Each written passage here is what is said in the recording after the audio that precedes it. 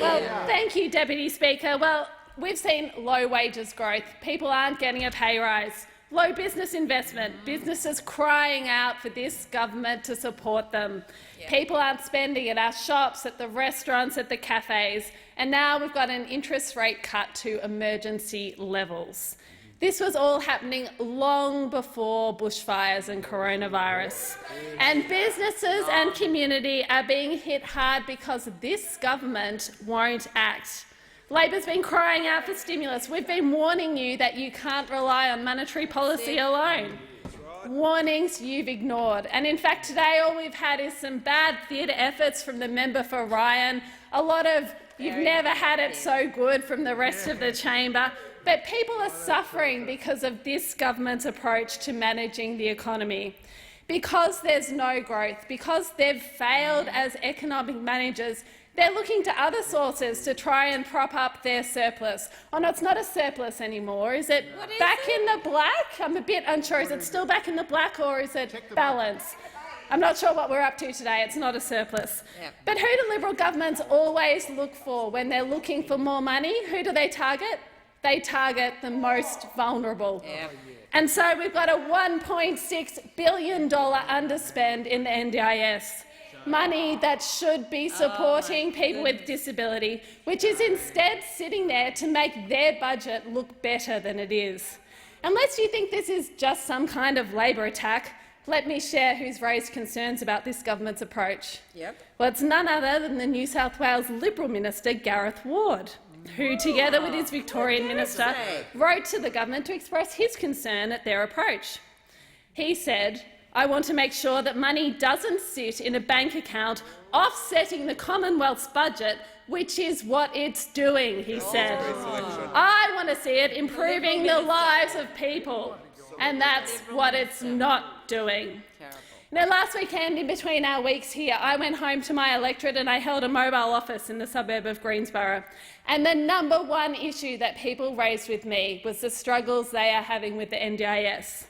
Parents talking to me on behalf of their children whose plans aren't working, who aren't getting what they need. Parents who are worried that when they die, their children won't be okay. Well, what an indictment on this government's economic approach, that they would rather prop up their ailing budget with an underspend on the NDIS, that they would put those families through that worry rather than spend the money when it's needed.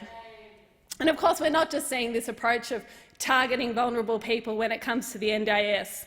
We saw it through robo-debt, the stress, the hoops they made people jump through, which we now know were illegal. We see it in the way they're reducing and outsourcing staff at vital services such as Centrelink. Now, I can't tell you, and I'm sure many of the members on this side share my experience, of the number of older people who have walked into my office, who have walked up to me and said how they've been stuck on the phone for ages, how they don't know how to get through the Centrelink blocks, because all that happens is they're told to go and sort it out online. The government's ripped $3 billion out of the trades and training sector. So in Jagga Jagga, that means that apprenticeships have dropped by 17%. And so the conversations I have with people around that are with mums and dads who are worried about their children's future. They worry that their children aren't going to be supported to get the skills they need, that they face a future of uncertain and unstable jobs, and that, despite what we heard from the Assistant Treasurer in question time today, that their children will be renting into their 30s, because those are the economic conditions that people are facing today. Uncertain jobs, low wages, low wage growth, struggling to get into their own homes, and that is the economic conditions that this government is presiding over. But of course, Deputy Speaker, we do know that there is one area where this government is not afraid to splash the cash, and that's when it comes to their own re-election. We know that there is not a grants program that they are not prepared to rort. There is not a spending in that they are willing to let go.